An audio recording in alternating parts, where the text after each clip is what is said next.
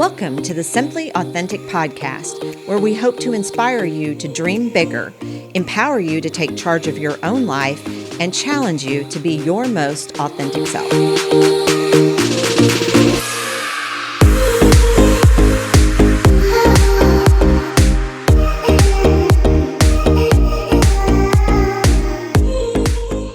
Welcome back to the Simply Authentic podcast. I'm Tanya Murfin. And I'm Angie Mullings. And we are so fortunate today to have a guest with us, joining us remotely. She is Mallory Brown, filmmaker, humanitarian, and speaker. So welcome, Mallory. Welcome, so glad Mallory. to have you with us. Thank you both for having me. Yeah. We're excited about this conversation. We really are, because we met you at Ladies Who Launch, and you had a great message there, and we just felt that we wanted to bring that to more people here in Springfield and surrounding areas. So why don't you start by just talking and telling our listeners a little bit about what you do and maybe some things about what you talked about when you were at Ladies Who Launch. Sure, absolutely. So I call myself a humanitarian filmmaker, and I'm also a keynote speaker, which is why I was at Ladies Who Launch. And I tell stories of human connection all around the world. So I'm a really big traveler, and I created a career about documenting my travels through documentary films and using my interactions with people as a way to show camaraderie around the world, to run charity campaigns that people can help others, and to really teach others how to have empathy for each other. So I use my personal experiences with people that I meet globally and try to share what I've learned from the remarkable people around the world, and also just to stir up a little bit more kindness between all of us. We love that. Amen to that. Yeah. You mentioned that you created a career. So what did you do before you started this? And we'll get into the specific of what you're doing, but what did you do before? So a little of my background. So I'm from Detroit, Michigan. I was born and raised in the surrounding areas of Detroit. And I had a pretty typical middle-class upbringing. I went to a small liberal arts college in Michigan. And when I graduated, I wasn't really sure what I was going to do. I went into business. I thought maybe I would work in some sort of media or advertising field.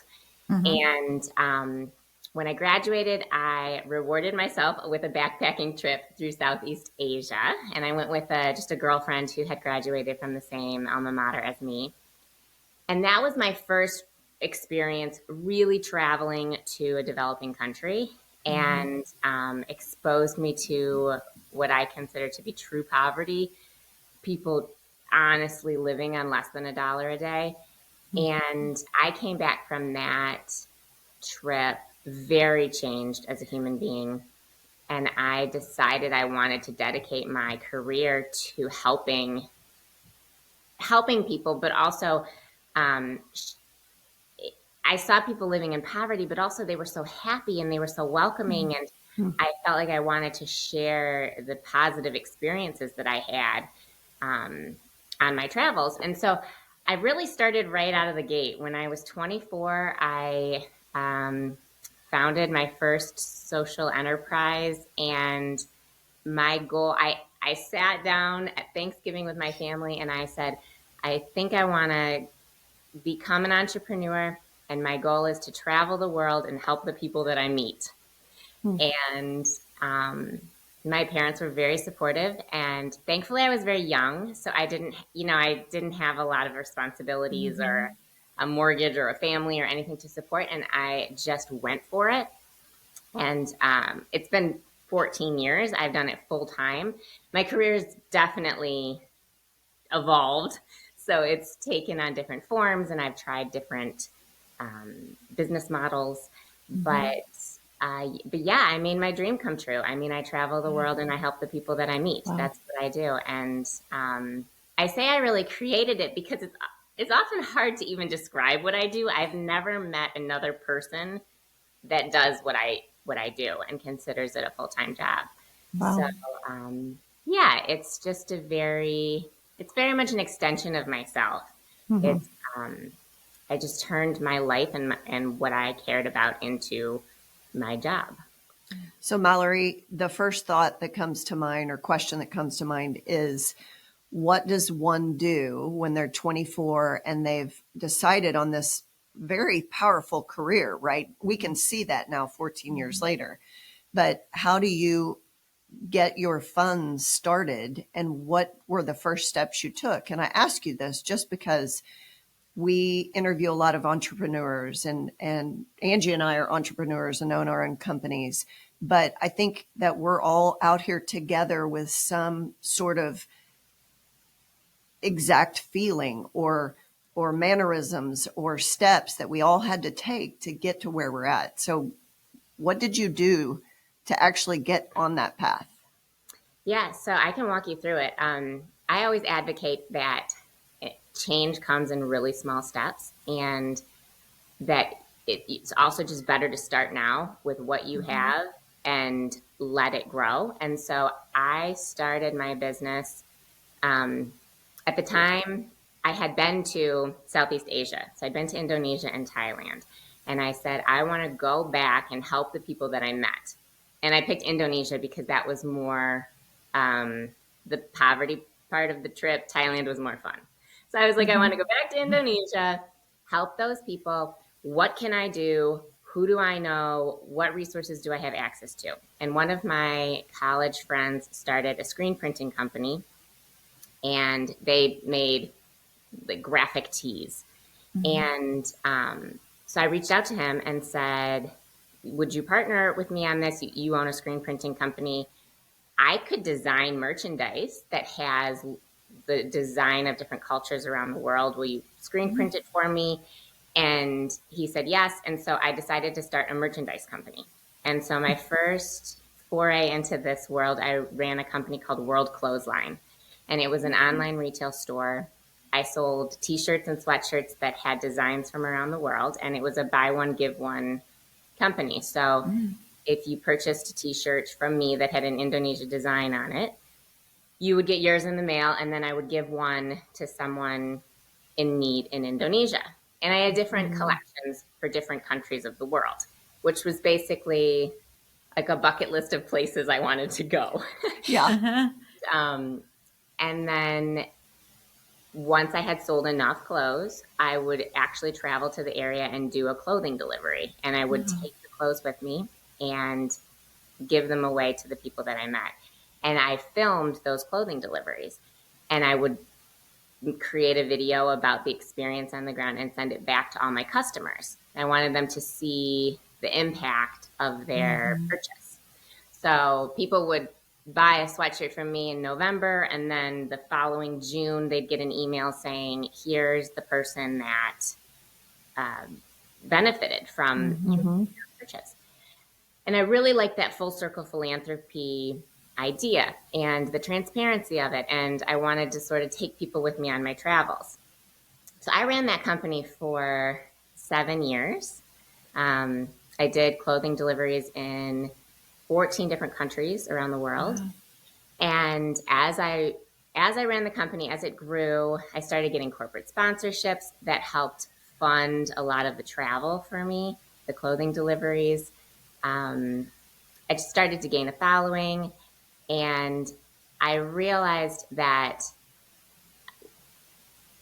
the filmmaking part, the full circle philanthropy part, was really my talent. I was not the best clothing designer. I'm not really fashion isn't my world, but the delivery videos were amazing. Yeah. So I made a pivot to turn more into video heavy filmmaking philanthropy.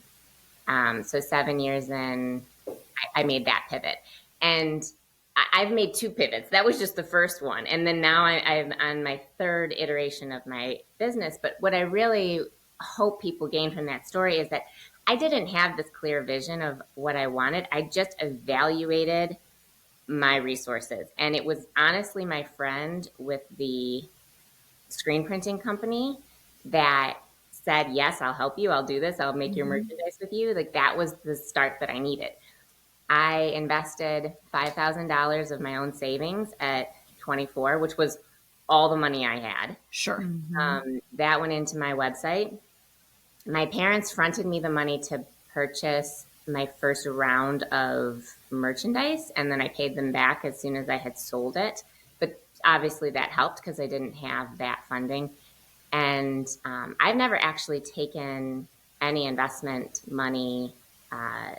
All of my whole career, I've just reinvested the money that I've made to grow my own business. And, so I have 100% ownership of my company, and I haven't had to take on any large funding. And I think funding is something that holds a lot of people up. Yes. I feel like I don't have the money to do this. Many careers, you don't need that much to start. Right. If you're going to go into manufacturing, yeah, you probably need to purchase some heavy machinery and equipment. But if you want to start something in the creative field, if you want to become a freelancer, a lot of those things you can just invest in a little bit and grow it. It's a snowball effect. I love that message. I love that message that you had an idea, you had a passion for something. I wish I'd been like that at 24. Honestly, I feel like a lot of kids come through college and they still don't know what they want to do. And you found a way. You found a way to take what you were passionate about and turn that into a career. So I think that's really, I commend you for that. And I think it's a great message for our listeners to hear. Absolutely. Yeah. Thanks for that backstory. For sure. You spoke about Walk a Mile, which is your current mission when you were in Springfield. So tell our listeners about Walk a Mile and maybe give them a couple of stories that you've learned. Sure. So I mentioned before I'm on my third iteration of my career. So Walk a Mile is my most current campaign, and this is part 3 of my career. So Walk a Mile, it's a global documentary series for women's empowerment. And it's based on the concept, don't judge someone until you've walked a mile in their shoes, which is really what I've learned through most of my travels is you may go somewhere with preconceived notions of what you're going to find or the people you're going to meet. And really, you can't know anything until you meet them and you see them face to face and you see the human beings that they are. And then you really get to see the real story. And so I wanted to create like a long lasting campaign. And I wanted to focus on women because I really love women's empowerment. And throughout my travels, I felt that the most impact I had was when I had empowered women or mothers. And so I created this series, and it's a 26-part documentary series. And every episode is I walk a mile in the shoes of an impoverished woman. And so it kind of plays out like an Anthony Bourdain series where every single episode is in a different country. I travel and step into the shoes of an impoverished woman, and I create an episode of the documentary series. And then every episode benefits a local women's charity. And there's 26 of them because there's 26 miles in a marathon. So when it is complete, I will have walked a marathon around the world in 26 different segments and helped 26 different women's empowerment charities. Love that. Yeah. So get started with one of your stories that and we've just heard maybe 2 stories from the Ladies Who Launch. You choose what you want to tell today, Mallory, for our guests and our listeners to hear. Okay. So it's an ongoing series. I've filmed the first 10 out of 26, and they're all live. The stories are up on my website. People can watch. So I guess, they're all so good and different and amazing different ways. But mile number 2, I did in my hometown of Detroit. And I'd like to share that story because although I've traveled the globe and it's, fascinating to watch a story in Africa or in like the far corners of Asia, there's need all around us. And I always like to show that there's need even in our backyard. So my backyard is Detroit, Michigan. And I walked with a homeless woman named Ebony. And so Ebony became homeless when she was 31, and she was a single mother. And she didn't grow up in like a homeless environment. And her story is actually quite typical of how a lot of people become homeless, and it's not what we think. So she was college educated. She had a job. She was struggling, like paycheck to paycheck, but she lived with her boyfriend in Detroit, and they had a 2-year-old son together. And it was just a series of bad events. She lost her job. Her boyfriend kicked her out. She took her son with her and found herself homeless one night. And she was as shocked as I think any of us would be, never imagined like in her wildest dreams that she would end up in this situation, but she really didn't have anywhere to go. So she walked to the local homeless shelter and she asked if they had an available bed for the night. And she'd never been in a homeless shelter before. This was totally new for her. And I remember she was telling me she remembers exactly how many pieces of clothing she had with her. She had 17 items for her and her son. And there's a great charity in Detroit called the Empowerment Plan. And they hire single parents out of homeless shelters and employ them to become seamstresses. And they sew winter coats. And the coats are very cool because it's like a thick, puffy coat that actually turns into a sleeping bag. And it's kind of transforms into a sleeping bag. And then they give away these coats to the homeless. So it's a product to help homeless people, to provide warmth for them. And it is a nonprofit in itself. But it also hires homeless people to make these coats, to employ them, to give them an income. And so Ebony got hired into the Empowerment Plan, and she worked for them and was able to generate enough income to get her own apartment, get back on her feet, move her and her son out of the shelter. And the whole story is amazing. And the Empowerment Plan is an incredible organization because they have a 100% success rate of pulling people out of homeless shelters. So every single woman that they've ever hired is no longer homeless after working with them, which is just phenomenal. But I'll never forget, I was asking Ebony about how she got to work because she didn't have a car and she was living in a homeless shelter, and she would take the public bus to get to her job every day. It was a 5-hour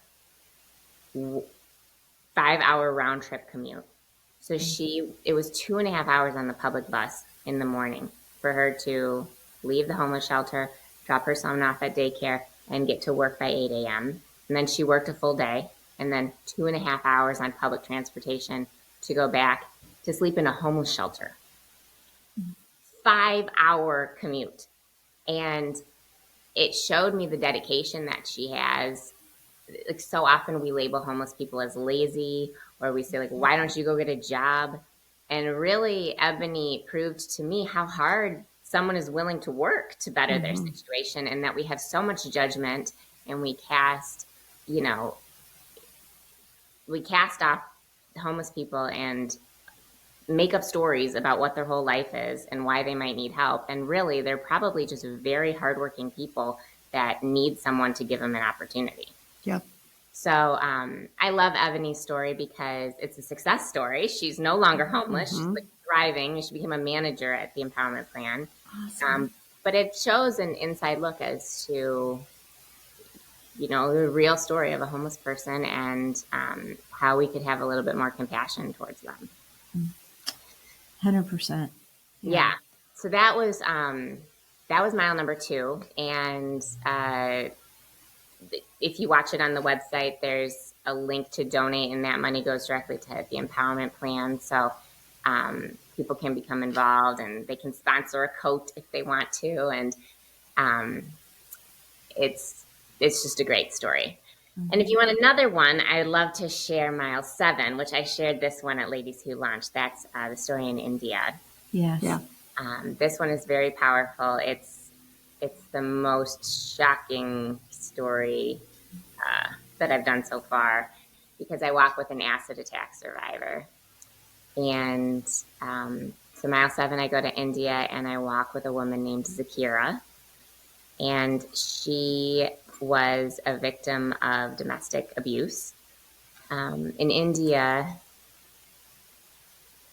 acid is used as a weapon. And it's actually like battery acid. So people throw it on other people's faces. Often it's a crime against women. So a woman would have acid thrown on her, and it literally melts away your skin to take away your appearance.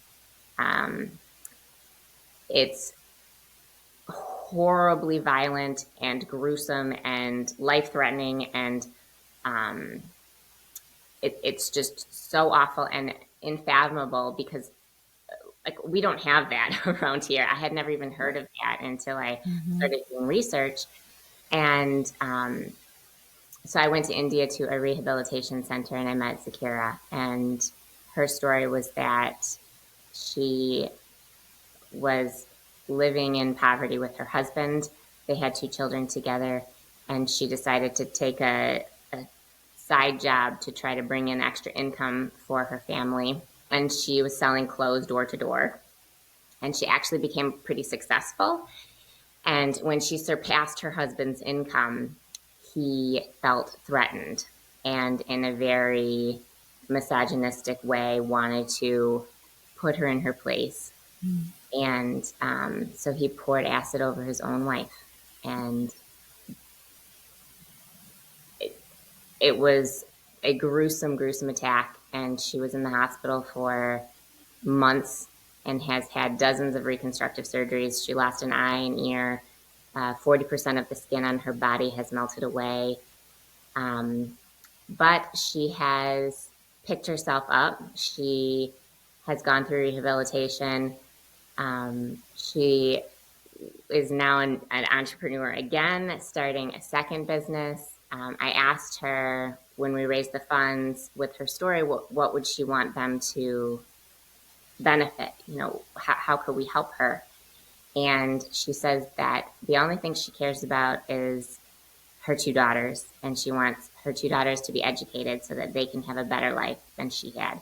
So the money that we raise, part of it goes to an education fund for her 2 daughters.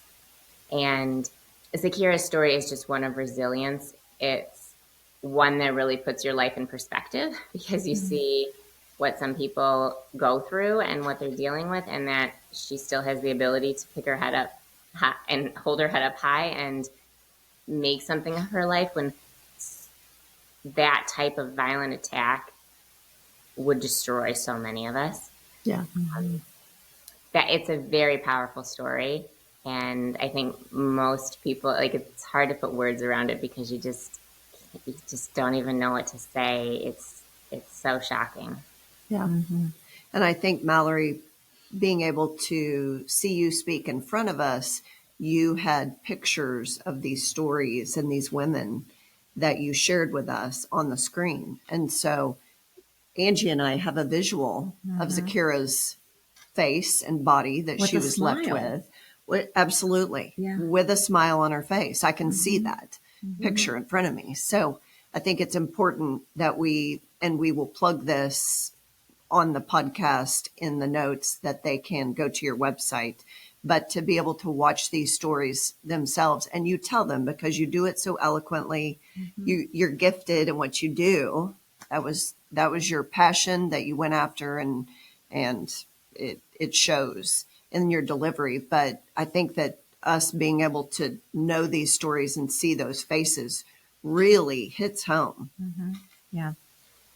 Thank you. Yeah, it's it's a lot of my focus in my work is to put a face to issues around the world. And Ebony is a face to homelessness, and she has one story, and every person has an individual story. But when you can see her, you can connect and you feel for this person because you see them as a human being. And same with Zakira. She's one woman of thousands of acid attack survivors, but it makes it so relatable because you're just looking at this woman and you're looking at her in the eyes and you feel for her. And I've done campaigns all over the world for refugees, for people that are facing extreme hunger, for people that are facing extreme health issues. And I think a lot of times you just need to see a face and take this abstract problem and humanize it so you can really visualize and really see and feel for people that are going through that. Yeah. Mallory, I have lots of questions about how you get these people to talk to you. First of all, where do you find them? How do you find them? You're traveling in foreign countries. Do you speak these languages? Do you have translator? That's just the tip of the iceberg for all the questions that are going through my head. Like, how do you make this happen? And how is there, I would assume you have to develop trust with these people. And is there an intermediary that helps introduce you to someone that can vouch for you, if you will? Yes. So the way that I work is I first find nonprofits around the world. So the Detroit story, I found the Empowerment Plan, which is the charity that hires the women. In India, I connected to the Rehabilitation Center. So I find organization, so to say, that has boots on the ground. I love locally run organizations, even better if it's women run. But those people serve as my conduit. And so I'll connect with them, talk with them, send them my previous work and see if they're willing to work with me. And most of the time it's just fantastic for them to be featured and to have a story told. And so they're like, yes, of course, you're going to come to us and tell our story and raise money for us. Sounds great. But so that's the initial reach out that I make. And then the nonprofit or the organization, they pick the person I'm going to feature. Because it's someone that they've helped, they have a long-standing relationship. So they have built that trust over however years or however long they've worked with that person. And so I often say, do you have a person who's willing to be on camera, who's willing to share their story so that they can think through, their list of people that they've helped, who would be a good person to feature. But when I travel and go there, I haven't met them. I might know their name or see a picture, but haven't actually connected with them personally until I'm there face to face, which I actually find to be crucial. That's a nod to my original travels of when I was wandering through a village and I would meet someone and they would invite me into their house for tea, and real human connection happens face to face. Although it's fantastic digitally, we can do this and have a podcast in 2 different states at the same time. Right. When you can sit down with someone, that's when you really can connect with them. And I'm amazed that people are so open with me and so willing to share their vulnerable moments and pour their heart out to me when I'm some stranger that doesn't speak their language. But I think it's my genuine approach. I'm honestly curious about their life, and I have very little judgment, and I want this to tell their story from their perspective.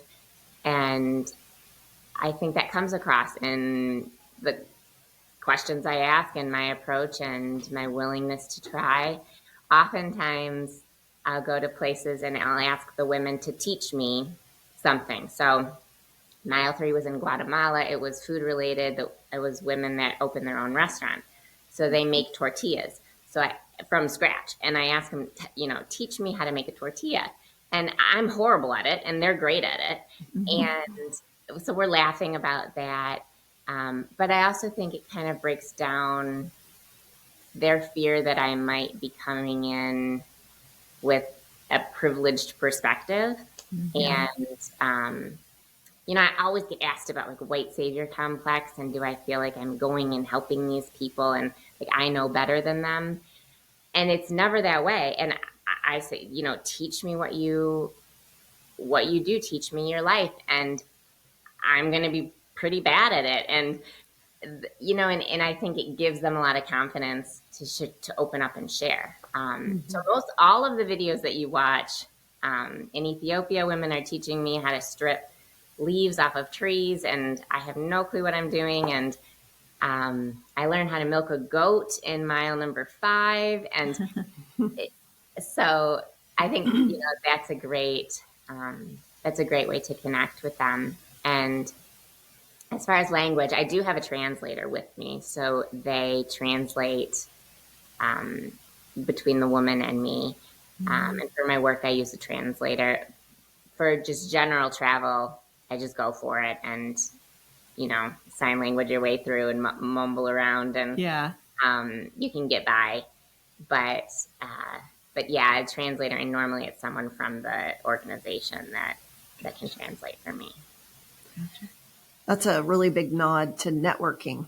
You know, we network in our business with real estate, and it's on a very different scale than what you're doing. But in you finding these organizations around the world that already are promoting the stories that you get to then make part of your walk a mile, it truly is a nod to the human spirit and all of us just working together for an end result.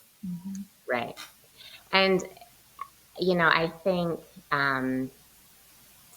you know, people are curious about my process because they're like, you know, trying to even imagine how to do this. But I have a lot of faith in people. I have a lot of faith in organizations and the way it's going to play out. I think this is going to work. So I probably jump on a story. I travel to a place. I go for it with a lot less information and certainty than others might feel like they need. True. And, you know, I've shown up to places where all I have is an address and a name. And I'm like, okay, let's go. You know, knock on the door of the refugee camp and like, is this person here? And they said I could come and visit. I'm here. And I actually operate that way, but I think things work out so much more than they don't. And so many times in life, regardless of what you're doing, it doesn't even have to be travel related or entrepreneurial related, but just we're so afraid of if things go wrong. And it's really, it's so much more likely that things are going to go right. And if they do go wrong, how hurt are you really? You know, like I always make this correlation, which is odd, but because I do yoga, and I know a lot of people are curious to do yoga, but they hesitate so much because they feel like so intimidated to go to a yoga class. And even my husband, he's like, I want to go, but I'm like totally not flexible and I'm not going to know anything. And, you know, and it's like, if you just go to the yoga class, maybe you'll feel a little bit awkward, but it's fine. They're going to say, sure, come on in and here's your corner, and you won't know what's going on. And then an hour passes and it's like, you survived. You know, what was there to be so afraid of? And so, yeah, I have a really positive view of the way that things are going to work. And 99% of the time they work out. That's a great message. It really is.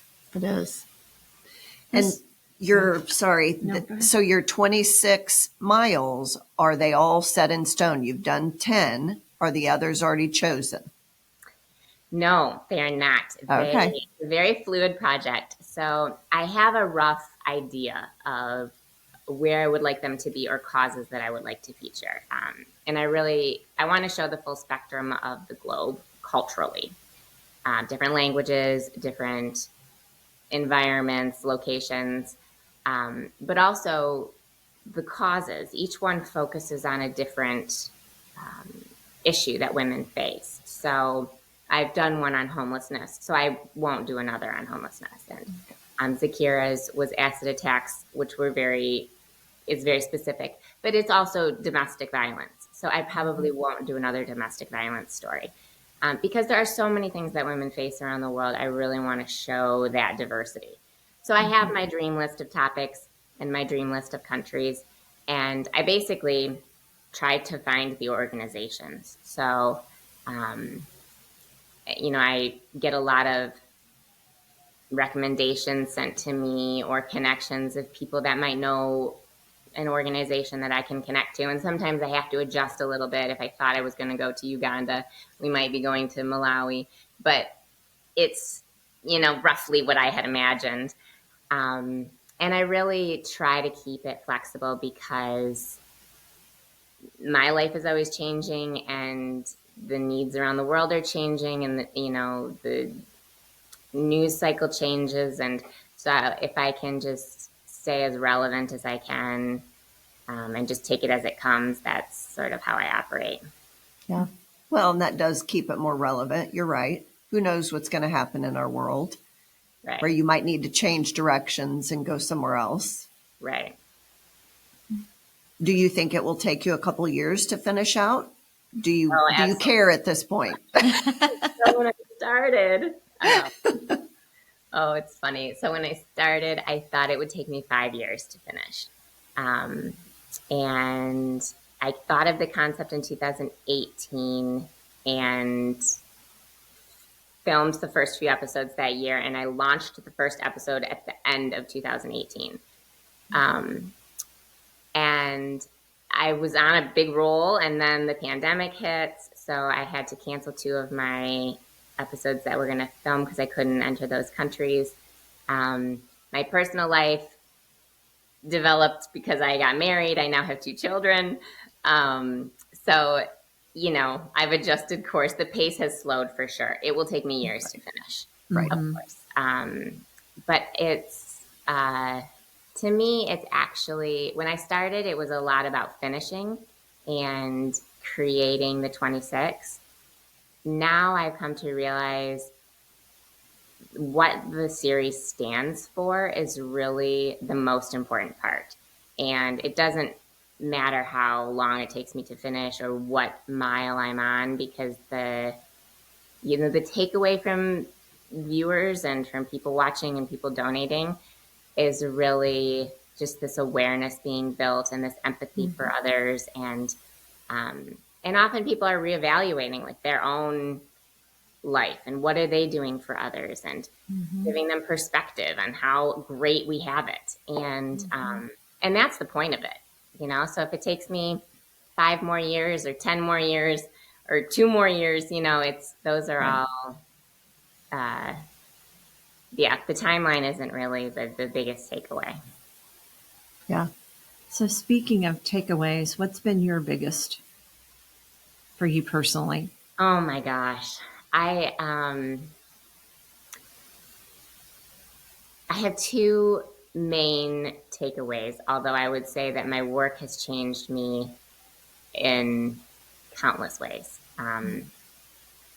My whole personality has changed because of the work that I do and the people I've met and the experiences I've had. But if I had to summarize it, the first is that we are all so much more alike than we are different. Human beings are 95% the same. And it's the exteriors of us that are different.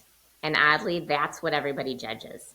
But, if you take away your appearance and your language and your religion and your location and your income level, we're all the same. And we all want the same things. And we're all trying to live happy, peaceful, fulfilling lives. And I have really learned that. I have gone to remote, off the grid, extreme places where I think I'm going to find something different. And when you get there, it is just people. Like they're the same as everyone else.